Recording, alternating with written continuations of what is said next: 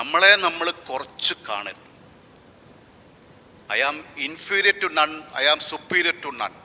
ഞാനാണ്, എനിക്ക് എൻ്റേതായ കഴിവുകളുണ്ട്, പൊട്ടൻഷ്യലുണ്ട്. അത് മുന്നോട്ട് കൊണ്ടുപോകാൻ ആഗ്രഹിച്ചോളുക. സാധാരണ ഒരു കരിയർ നിങ്ങൾ ആഗ്രഹിക്കരുത്.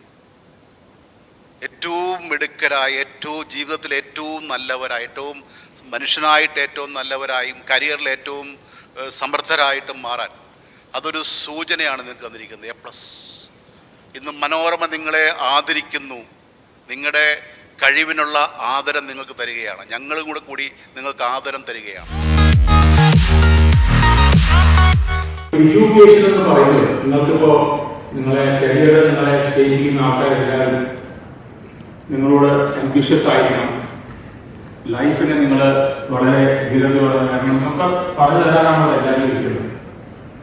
പക്ഷേ പ്ലീസ് അണ്ടർസ്റ്റാൻഡ്, എഡ്യൂക്കേഷൻ എന്ന് പറയുന്നത് ജീവിതം അല്ലെങ്കിൽ ജീവിക്കാനുള്ള ഒരു മാർഗമല്ല. എഡ്യൂക്കേഷൻ എന്ന് പറയുന്നത് ജീവിതം തന്നെയാണ്.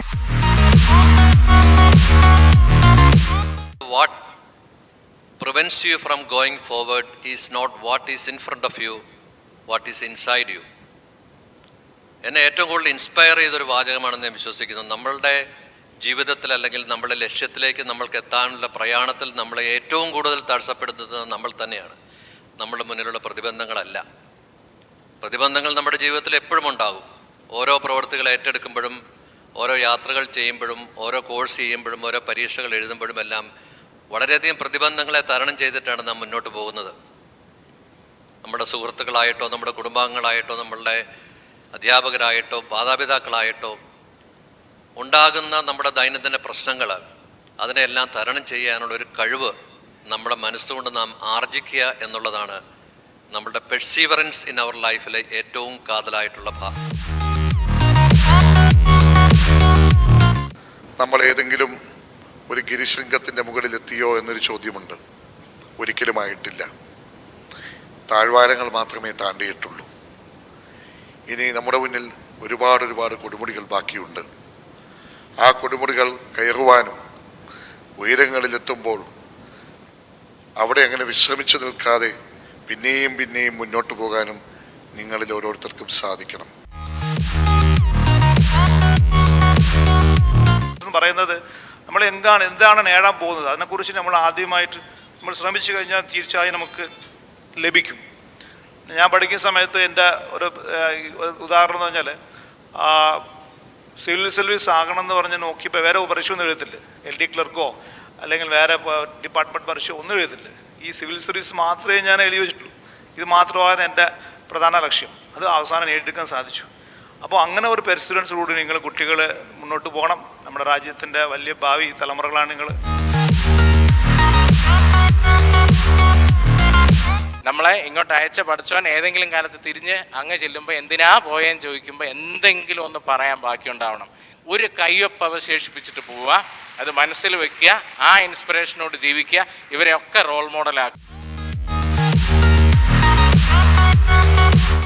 ഇന്നത്തെ സമൂഹ മാധ്യമങ്ങളിൽ വളരെ കുറച്ച് സമയം നമ്മൾ ചെലവഴിക്കുകയാണെങ്കിൽ നമുക്ക് മനസ്സിലാകും ഈ സക്സസ് അല്ലെങ്കിൽ വിജയം എന്നതിന് എത്ര ഇടുങ്ങിയ നിർവചനമാണ് ഇന്നത്തെ തലമുറ അല്ലെങ്കിൽ ഇന്നത്തെ ലോകത്ത് മനുഷ്യർ നൽകിക്കൊണ്ടിരിക്കുന്നത്. അവരാരും തെറ്റാണെന്ന് പറയുന്നില്ല. പക്ഷേ നമുക്ക് എന്താണ് ജീവിത വിജയം എന്നതുകൊണ്ട് നമ്മൾ എന്താണ് അർത്ഥമാക്കുന്നതെന്ന് നമ്മൾ ഓരോരുത്തരും തന്നെയാണ് തീരുമാനിക്കേണ്ടത്. നിങ്ങൾക്ക് ജീവിത വിജയം എന്താണ്, അത് നിങ്ങൾ തന്നെ തീരുമാനിക്കേണ്ടിയിരിക്കുന്നു.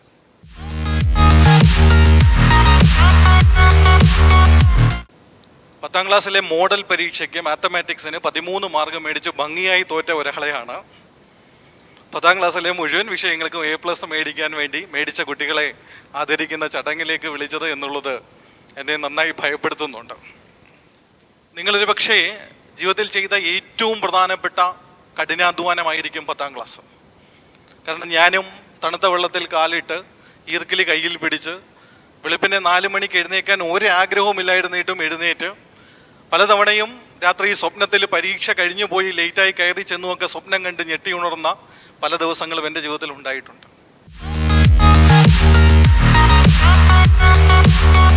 പ്ലസ് കിട്ടി.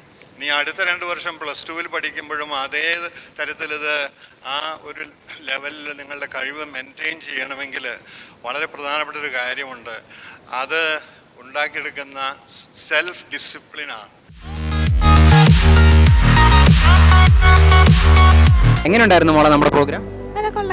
നല്ലായിരുന്നു. ഭയങ്കര നല്ല സ്പീച്ചായിരുന്നു എല്ലാവരുടെയും. നല്ലായിരുന്നു. നല്ലൊരു മോട്ടിവേഷൻ ക്ലാസ് കിട്ടി. നല്ല പ്രോഗ്രാമായിരുന്നു, അടിപൊളി പ്രോഗ്രാമായിരുന്നു. ഭയങ്കര മോട്ടിവേഷൻ നൽകുന്നതായിരുന്നു. കുട്ടികൾക്ക് എങ്ങനെ പഠിക്കണം ആ ഒരു രീതിയൊക്കെ വളരെ നല്ലതായിരുന്നു. നല്ല പ്രോഗ്രാമായിരുന്നു.